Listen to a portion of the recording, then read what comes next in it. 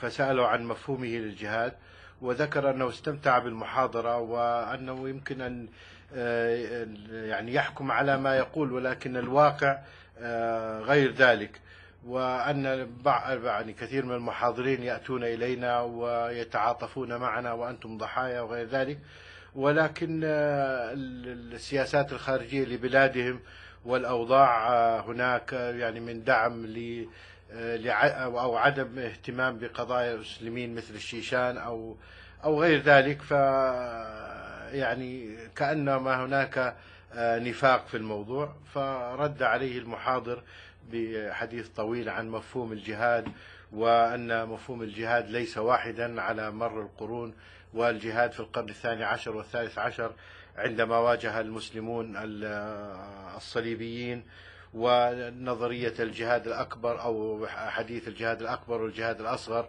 ومن قال أن الجهاد الأكبر جهاد النفس إسناد الحديث فيه ضعيف ولا يؤخذ به، وهناك أقوال الصوفية وغير ذلك.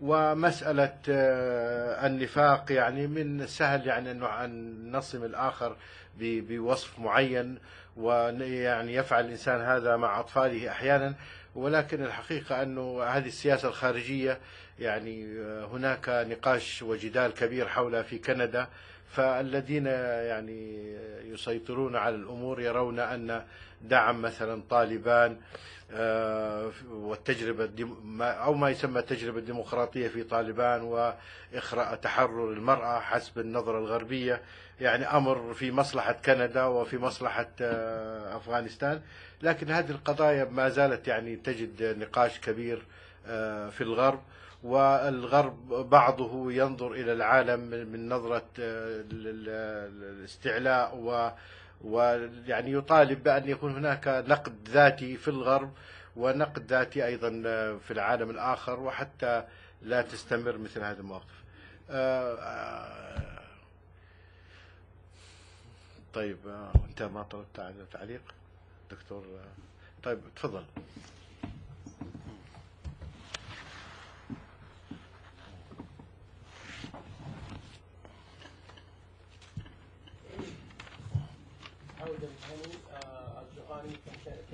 University. I would like to applaud a wonderful job of Professor Patrice. He did a good job.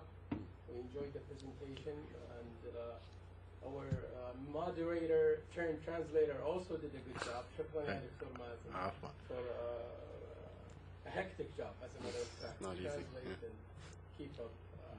My question: you mentioned King Abdulaziz dialogue for national dialogue in Saudi Arabia. How would you fit that into multiculturalism, pluralism?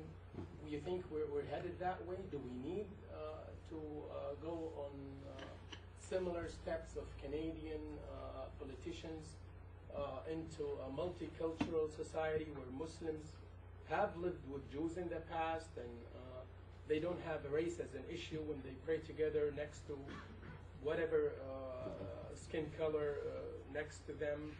Is that the way to go, or is it another political move to deal with post 9/11 incidents? And thank you very much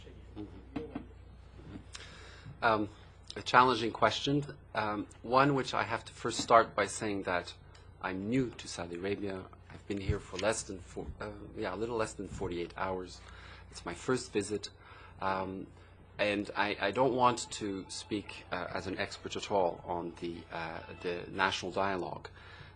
The little that I know and have studied about it is one which indicates to me the development of structures of communication between different identity groups on a few important subjects to the society as a whole.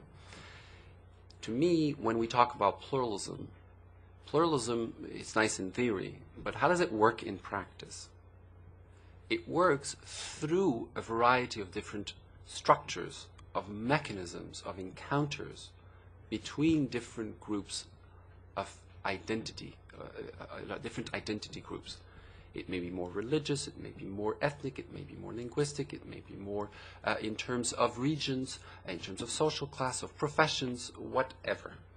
So the way I see it from my outside eyes of a researcher using some sociological analysis is I see that this is a new structure that allows for some greater amount of communication between the leadership of this country with a variety of different groups. It depends a little bit, of course, on which topic is being discussed.